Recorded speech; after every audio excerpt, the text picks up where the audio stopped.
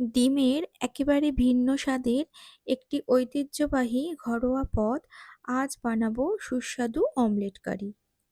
প্রথমে ডিম ফাটিয়ে তাতে পেঁয়াজ কুচি, কাঁচা লঙ্কা কুচি, নুন ও হলুদ দিয়ে ভালো করে ফেটিয়ে নেব। এবার প্যানে তেল গরম করে অমলেট বানিয়ে ছোট ছোট টুকরো করে কেটে রাখবো। এরপর কড়াইয়ে তেল গরম করে তাতে তেজপাতা, শুকনো লঙ্কা ও জিরে ফোড়ন দেব। ফোড়নের সুন্দর গন্ধ বেরোলে পেঁয়াজ কুচি দিয়ে হালকা সোনালি হওয়া পর্যন্ত ভেজে নেব। এবার আলু দিয়ে কয়েক মিনিট ভালো করে ভেজে নিয়ে টমেটো কুচি ও কাঁচা লঙ্কা দিয়ে নরম হওয়া পর্যন্ত রান্না করব। এরপর নুন, হলুদ, কাশ্মীরি লঙ্কার গুঁড়ো, জিরে গুঁড়ো, ধনে গুঁড়ো, আদা রসুন বাটা এবং সামান্য চিনি দিয়ে মশলাটা ভালো করে কষিয়ে নেব। মশলা থেকে তেল ছাড়তে শুরু করলে পরিমাণ মতো গরম জল দিয়ে ফুটিয়ে নেব।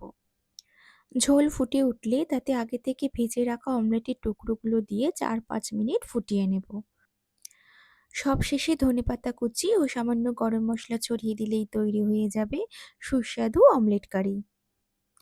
গরম ভাত, পোলাও কিংবা রুটির সঙ্গে পরিবেশন করা যেতে পারে। তাহলে আজ এটুকুই। আবার আসবো অন্য কোনো রেসিপি নিয়ে। টাটা।